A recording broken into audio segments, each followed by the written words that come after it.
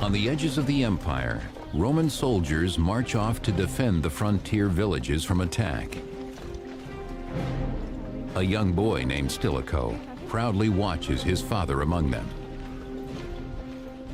Stilicho was the child of a mixed marriage, as it were. He had a Vandal father but a Roman mother, and this meant that he grew up in a sort of context that was half barbarian and half Roman. This was not atypical of people in this period, and above all, of people who were associated with the army. Stilicho dreams of becoming a soldier like his barbarian father, fighting to protect the great empire. By this time, a sizable percentage of the officer corps was of what you might call barbarian ancestry. These are men who were recruited, worked their way up the ranks. The next generation, they become the generals. As ever fiercer tribes invade the empire, Rome's dependence on barbarian mercenaries grows by the day.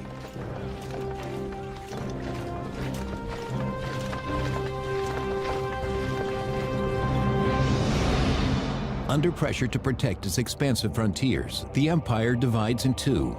The west is defended by Emperor Valentinian in Rome, while Emperor Valens defends the east in Constantinople. But Valens is challenged in 378 AD when a savage enemy attacks the city of Adrianople.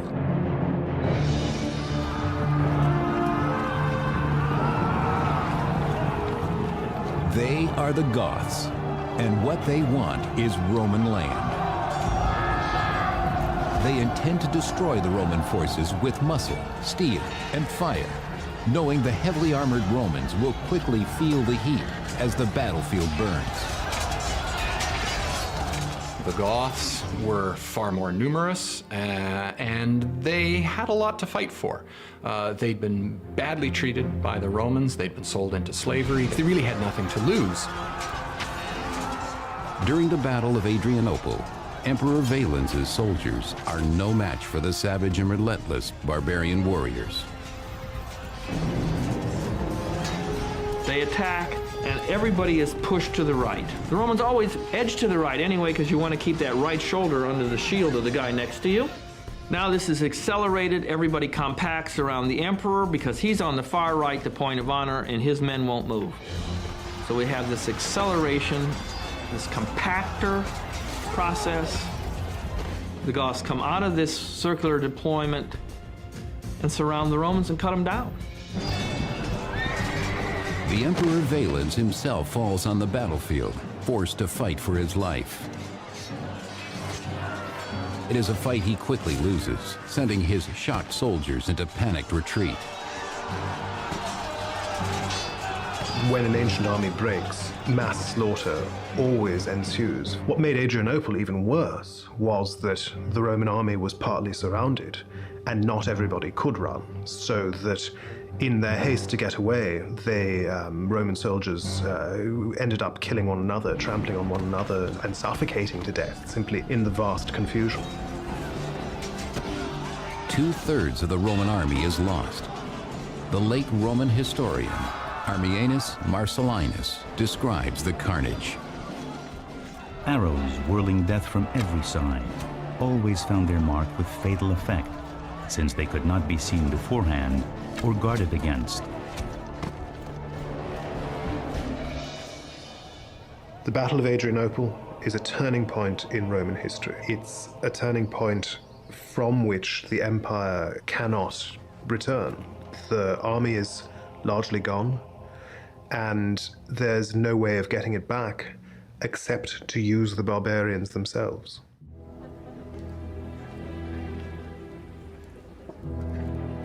The new Eastern Emperor, Theodosius, does just that. He invites the Goths to a banquet, offering them land in exchange for military service. At his side is Stilicho, now a Roman general in his early 20s. Stilicho was half a barbarian, as it were. He was half Vandal, half Roman. And as is typical for so many of these kinds of guys, he worked his way up through the army. Emperor Theodosius, relies on Stilicho to handle negotiations with the Goths, whom he plans to use as mercenaries. The conditions that the Goths achieve from Theodosius are highly unusual because it puts them in a stronger position than they might have expected. The most important thing is that they're not broken up. The Goths who have been fighting Theodosius are all settled in one place. And they're settled in one place without being put under Roman control. Stilicho brokers the deal. In exchange for this land, the entire Gothic force agrees to fight as soldiers in Theodosius's army. Though Stilicho is himself a half-barbarian, Theodosius trusts him like a son and has no doubts. Stilicho was very good at what he did. He distinguished himself. He came to the attention of the emperor. And so as he worked his way through, he got higher and higher and was in command of a large contingent of Theodosius's army. But Stilicho's position does not make him next in line to rule.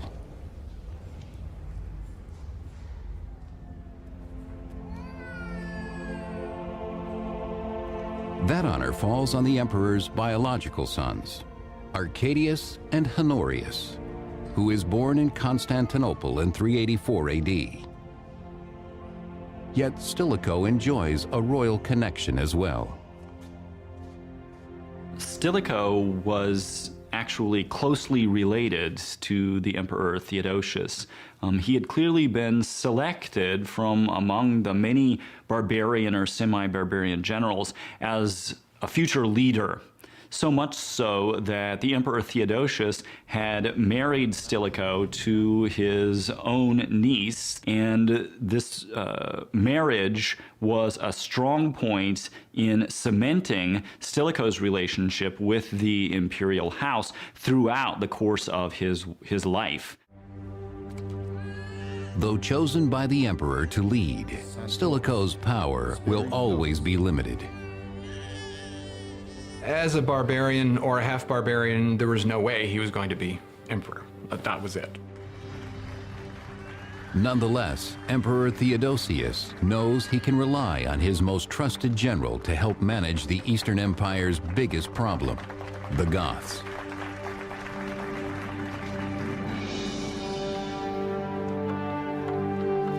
To solidify Emperor Theodosius's new treaty, Gothic boys are sent to training camps to be instructed in Roman military ways.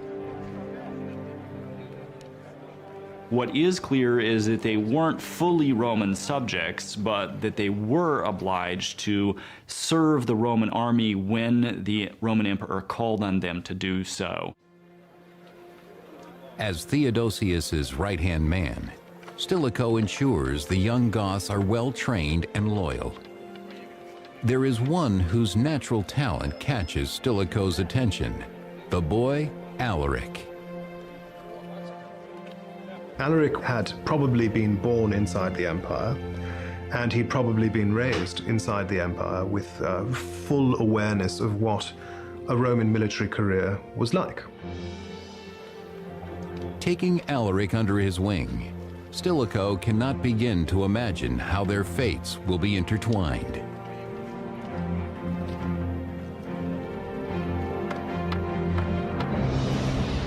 Over the next decade, the Eastern Empire grows stronger under the combined rule of Stilicho and Emperor Theodosius. But their authority is jeopardized when a betrayal in Vienne, Gaul, rocks the Western Empire in 392 AD.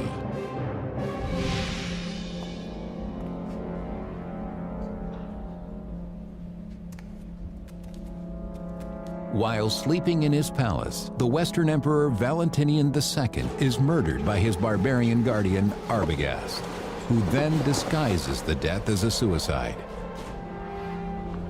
The emperor was the symbol of Rome's empire itself, and so the death of somebody around whom the state was structured, symbolically structured, is a tremendous psychological blow. Worse still, The Western Empire and its army fall under the control of the ambitious barbarian Arbogast. The usurper is now a threat to the Eastern Empire as well.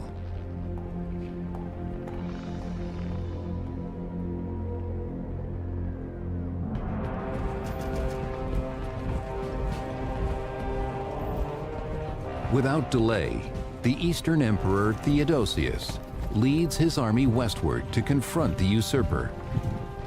He calls upon his trusted general Stilicho to prepare the troops for battle. Stilicho was the master of the soldiers in Thrace and was in command of a large contingent of Theodosius's army at the time. Stilicho recruits the young Alaric, now a full-grown Gothic chieftain, and his tribesmen to fight alongside the Romans. By now, about a quarter of the Roman army is made up of barbarian mercenaries. The Romans had become extremely reliant on non-Roman manpower with non-Roman leadership in a way that could potentially become very dangerous for the empire. Emperor Theodosius recognizes this danger, but he has devised a plan to destroy the usurper Arbogast and weaken the Goths in one powerful blow. In 394 AD, Theodosius leads his eastern army, including Alaric's Gothic troops, against the forces of the Western Roman Empire, now led by the power-hungry traitor Arbogast.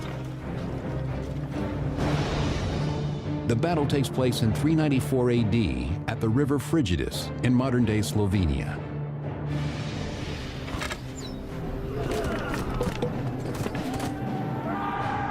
There, confronted with Arbogast's army, Emperor Theodosius orders Alaric and his Goths into battle first, preserving his Roman troops. He almost certainly deliberately put them on the front lines for the very first engagement, knowing that that was the most dangerous position for them. He probably hoped that as many of them would die as possible and yet still achieve victory. The Goths fight for their lives. But Arbogast's forces, hungry for blood and booty, cut them down.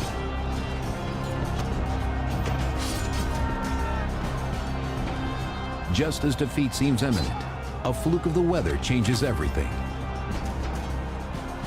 It just so happened that the way that the troops were lined up, the winds were blowing very much against the forces of Arbogast and for the forces of Theodosius, so that the projectiles that were shot and thrown on the part of Arbogast's army failed to reach or have any effect on Theodosius's army. With this advantage, Emperor Theodosius defeats Arbogast soundly.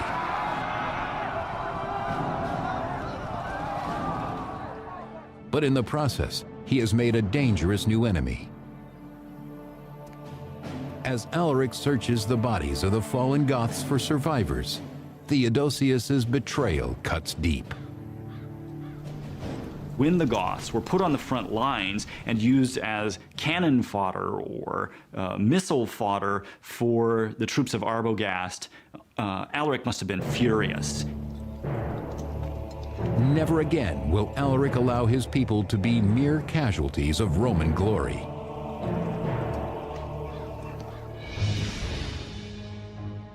While Theodosius celebrates his victory at the Frigidus and becomes the sole emperor of Rome, Alaric and the Goths take their vengeance, ravaging the Balkans for food and booty.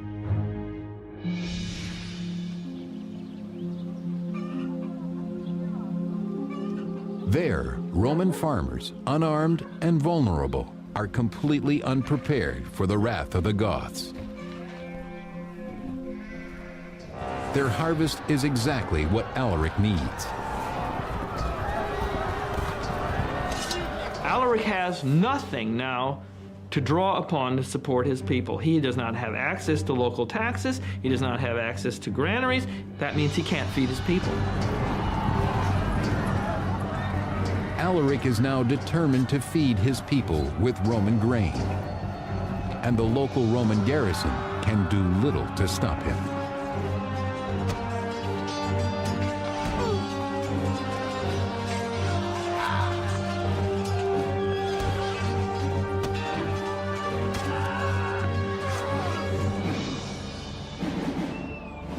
Emboldened by their success, the Goths now declare Alaric their king.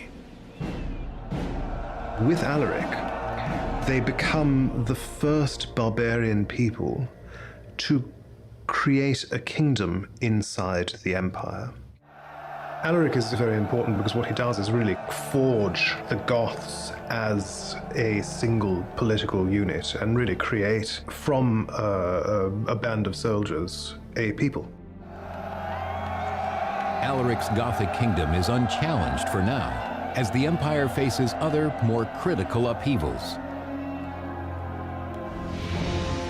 In 395 AD, when Emperor Theodosius falls ill and dies, the empire is divided once again. His teenage son Arcadius is made Emperor of the East in Constantinople, and his 10-year-old son Honorius becomes Emperor of the West in Rome.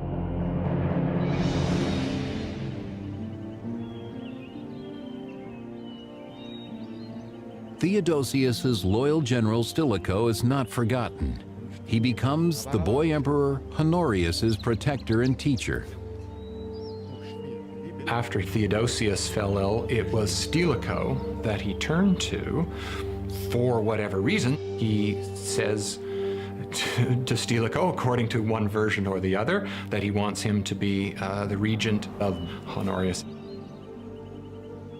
Inexperienced in the tools of war, young Honorius relies on Stilicho for his expertise and guidance. Stilicho had a sort of patronizing relationship, a sort of godfather relationship with this child. I think Stilicho always saw Honorius as his little kid. But Honorius is an indifferent student. Stilicho keeps a keen eye on him. He knows that the future of the empire depends on his control of the boy.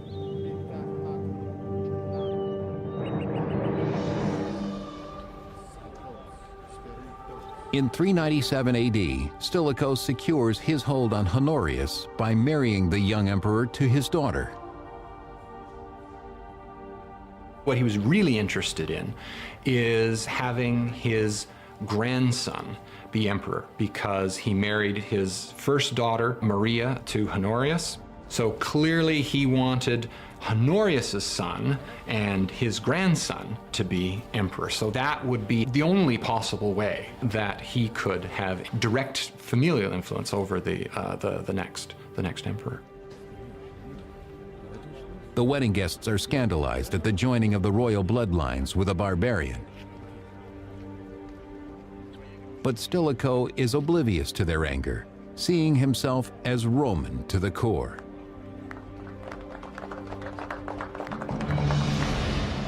But Stilicho's power in Rome does not extend to the other young emperor, Arcadius, in Constantinople.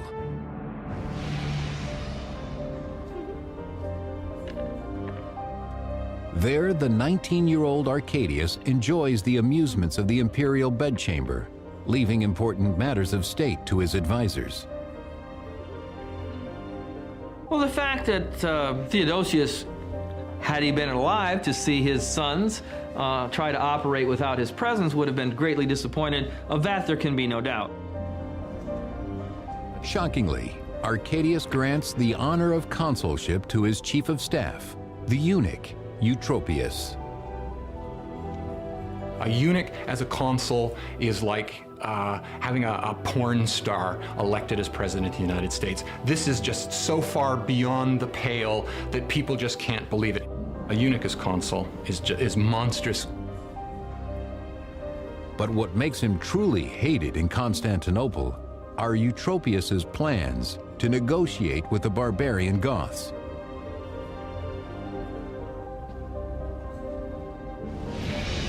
For 3 long years, Alaric and the Goths have raided the Balkans, pressuring Emperor Arcadius in Constantinople to give him the land that his people so badly need.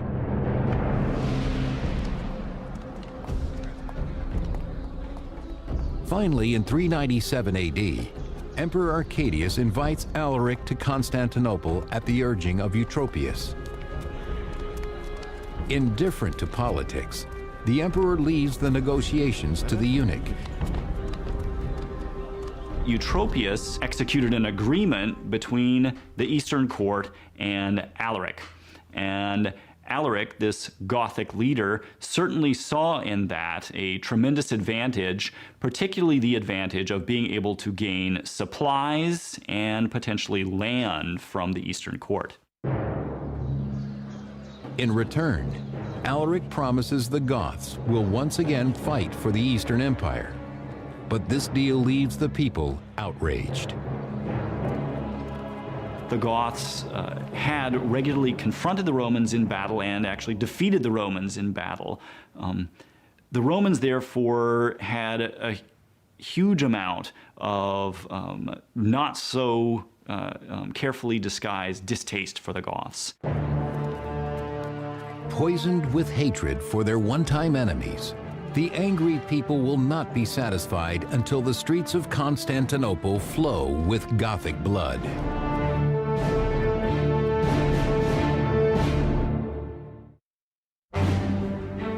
In 397 AD, the Eastern Emperor Arcadius, at the urging of his closest advisor, the eunuch Eutropius, makes a treaty with Alaric the Goth.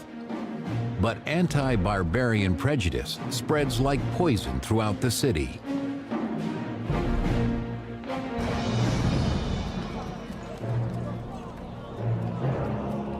After 2 years of public outcry, Eutropius is finally arrested, swept away in the growing race hatred. His rivals claim his disgrace will quickly appease the angry mob.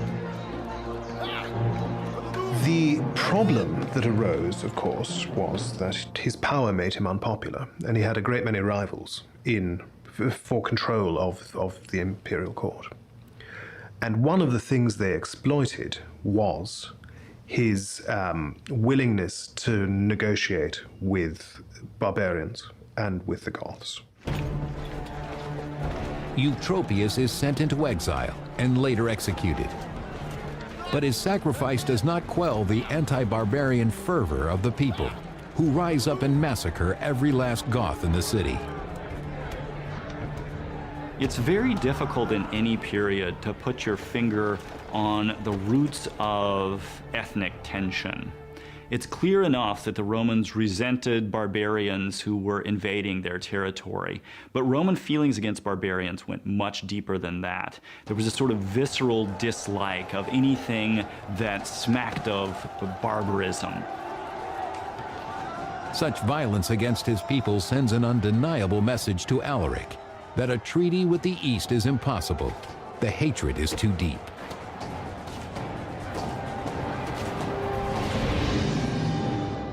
A desperate Alaric takes his people west to Italy, hoping to gain a favorable treaty from General Stilicho instead.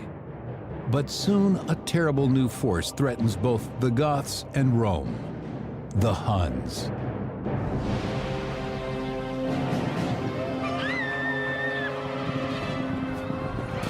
Sweeping into the tribal villages at the margins of the empire, the Huns attack and destroy everything before them. Well, the Huns were moving west. They were looking for greener pastures, as it were.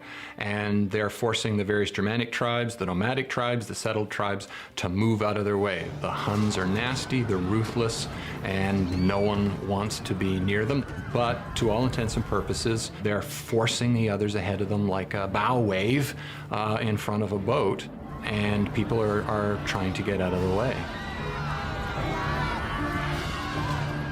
Those who do not flee the savage horsemen are cut down with brutal precision. For the Huns leave no survivors. The Hunnic invasion forces other barbarian tribes deeper into Roman territory. And while Emperor Honorius moves the seat of the Western Empire to the better protected city of Ravenna, the defenseless villages of northern Italy fall prey to the barbarians' devastation.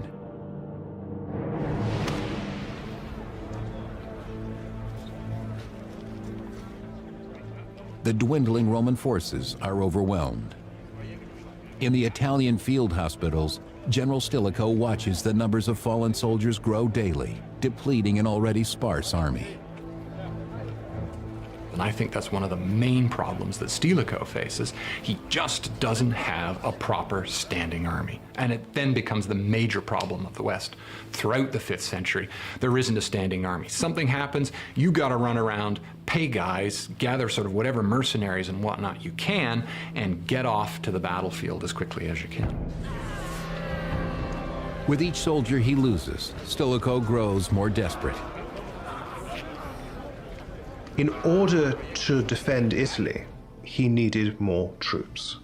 And in order to take back the rest of the empire, he needed more troops. And he needed them because much of the Western Empire wasn't under his control. Being half barbarian himself, Stilicho feels his support in the army is waning. Now he has no choice but to turn to the one person who can help him secure more troops, the Gothic king, Alaric.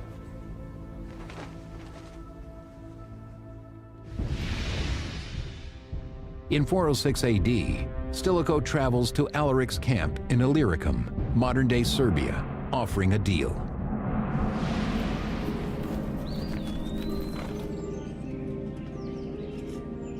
Alaric, eager for a treaty with Rome, welcomes Stilicho to his camp. Stilicho brings his old friend Alaric a gift to warm the Goth to his request.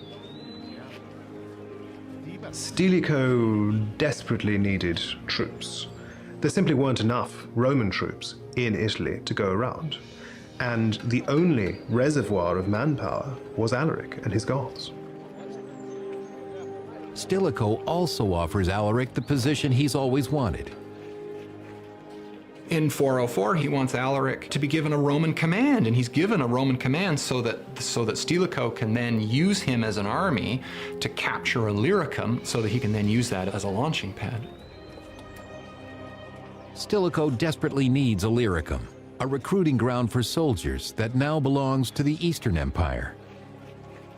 Alaric agrees to help him take it for the West, offering Stilicho a Gothic sword as a symbol of their treaty. From Alaric's point of view, this was a very good thing. He needed some way to keep his followers occupied so that they didn't simply drift away. He needed some way to keep them fed so that they didn't mutiny or depose him. Stilicho promises Alaric that his Goths will be well paid by the grateful Western Emperor Honorius. The two men embrace as allies once more.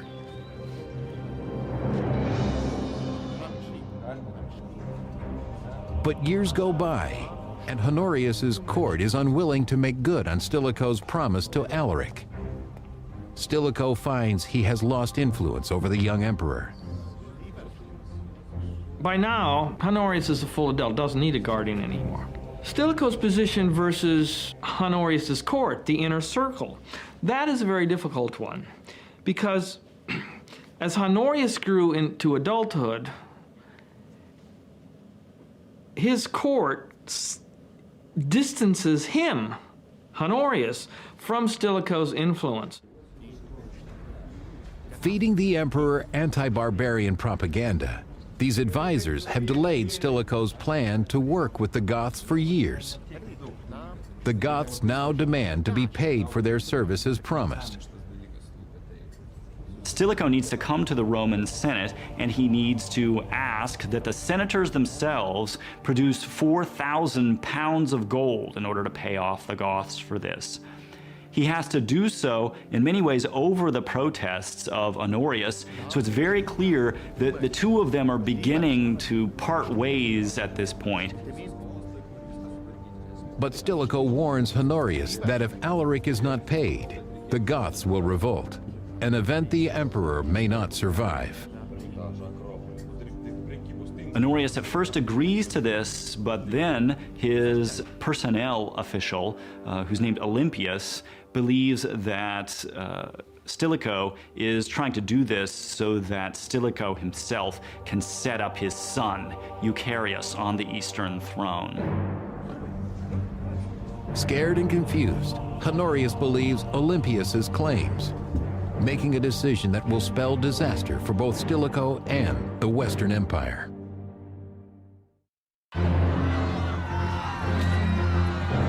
Facing barbarian invasions on the frontier, the Roman general Stilicho appeals to Alaric, king of the Goths, for troops. But Emperor Honorius' advisor, the anti-barbarian Olympius, turns the emperor against Stilicho.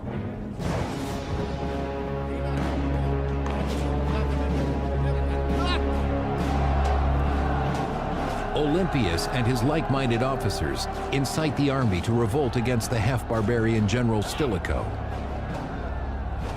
And so Olympius then starts sowing all sorts of rumors amongst the troops as well. The troops riot in August, and they call for the death of Stilicho.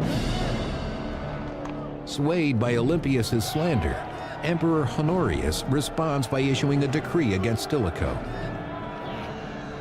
Honorius had many courtiers willing to play upon his fears, to suggest to him that Stilicho was seeking the throne for himself or for his son, and the emperor's mind was really poisoned against Stilicho.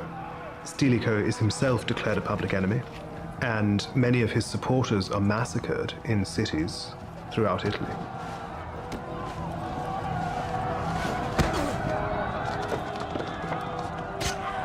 Ethnic hatred explodes among the populace. 5th century chronicler Orosius. Stilicho was sprung from the barbarian Vandals, that cowardly, greedy, treacherous, and crafty race. The racially motivated violence is brutal, and the victims are quickly overwhelmed. Determined to cleanse the empire of all barbarians, the Romans now hunt for the general himself. The angry mob of Roman soldiers, eager for blood, finds Stilicho in a church in Ravenna, where he has taken refuge.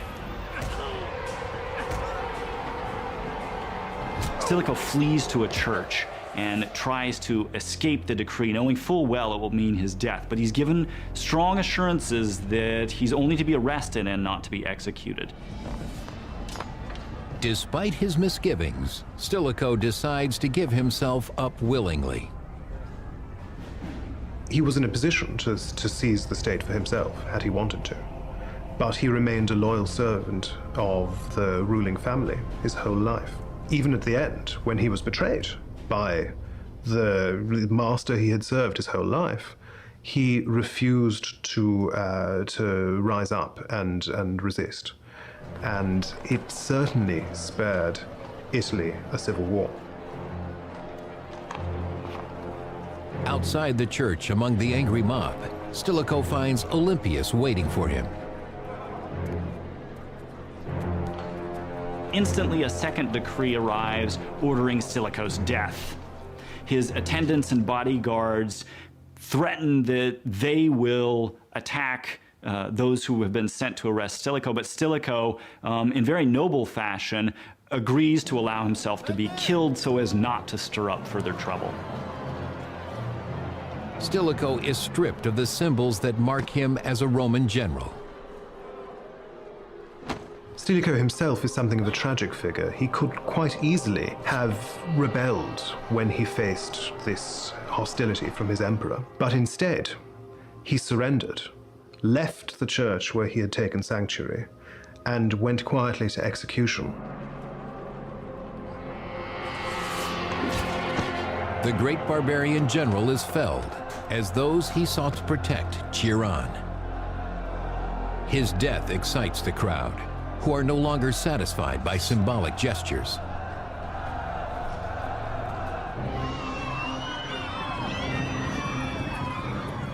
Their hatred of the Goths soon spreads beyond Ravenna to cities throughout Italy. Roman troops attacked any Gothic families, immediately killing as many as 10,000 of them as a response to this anti-barbarian sentiment that had arisen at the end of Stilicho's administration.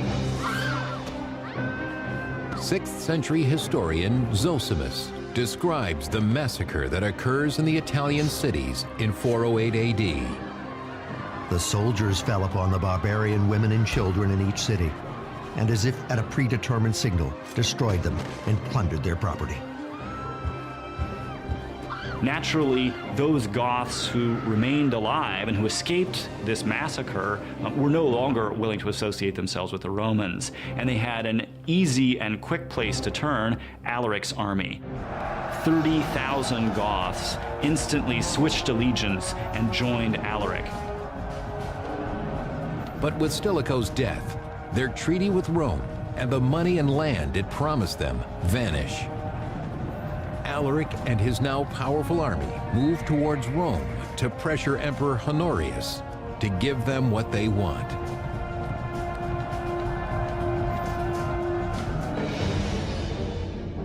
Alaric and his tribesmen invade Italy and lay siege to Rome in 410 AD. But Emperor Honorius, safe in Ravenna, refuses to negotiate with the Goths.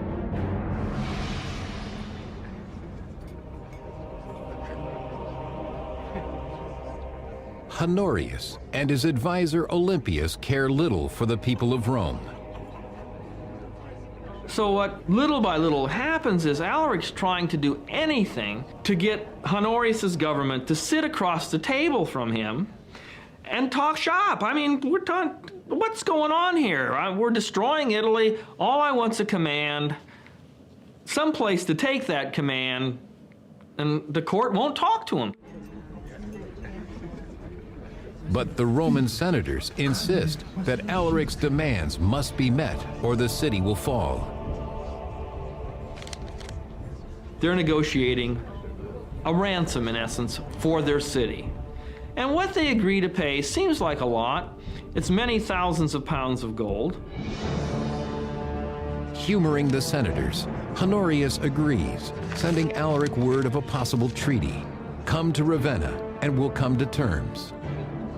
But the anti-barbarian emperor has his own plans for the Goths. In the chaos following General Stilicho's death, the Goths lay siege to Rome. To save the city, Emperor Honorius agrees to make a deal with the barbarians' king, Alaric. Alaric and his troops begin their journey from Rome to Ravenna to meet Honorius for negotiations in good faith.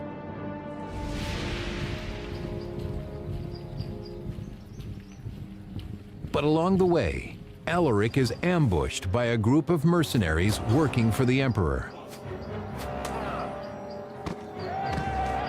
The fact is that over and over again, the Romans display that they're only barely going to tolerate these barbarians, and that whenever possible, they're going to massacre them or put them in harm's way so that they'll be killed.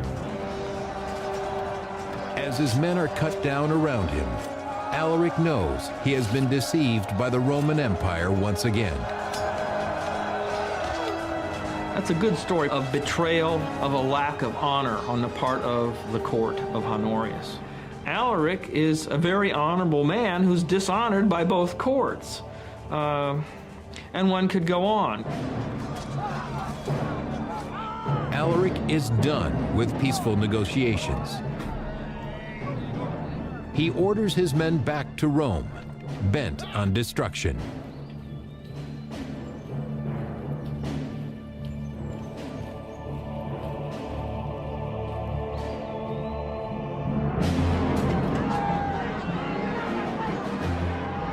The Goths break through the gates of Rome in 410 AD and at long last enter the ancient Roman capital.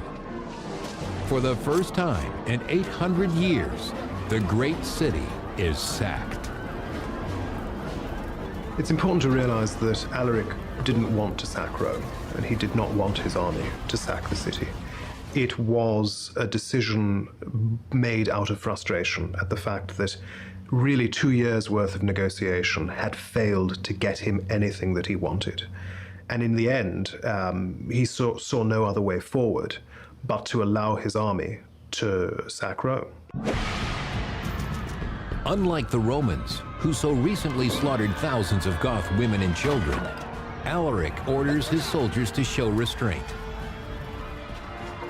Alaric clearly did his best to stop his troops from indiscriminately killing people or seizing captives. Nonetheless, For 3 days, the Goths plunder the riches of Rome, taking all they can carry.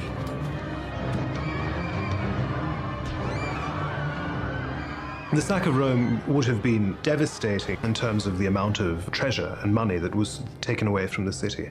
And we can be sure that however mild it was, there was still a great many atrocities perpetrated. There's no question of that. But the deepest effect of the sack of Rome is psychological. A former citizen of Rome, Saint Jerome, writes mournfully about the devastated city.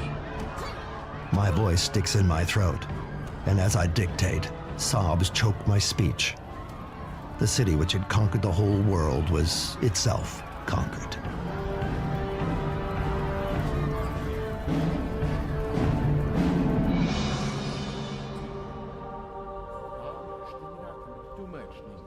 In response to this attack on the very heart of the empire, Emperor Honorius does nothing. It becomes clear that Stilicho's death has robbed the empire of its last great leader.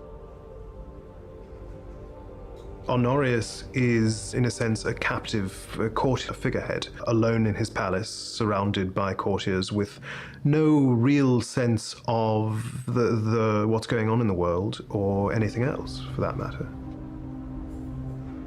When confronted by refugees from Rome come to beg for aid, the emperor shows only annoyance, ordering this reminder of his failure to be removed. So not only is he distancing himself from the realities of government, he's progressively losing the credibility of the office.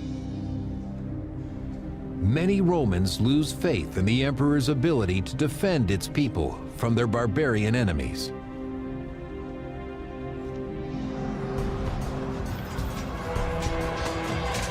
Their fears will be justified. As the Goths continue to savage the dwindling Roman army, the emperor is powerless to stop them. The Goths are here to stay.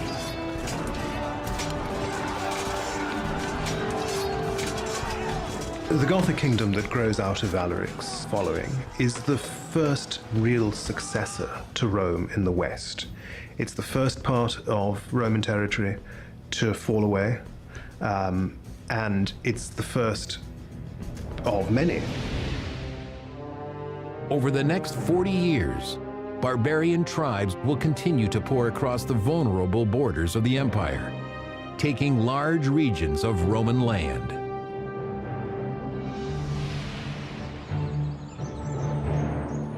These losses and the fading of the empire were foreseen by General Stilicho, who tried desperately to stop them, only to earn his own execution.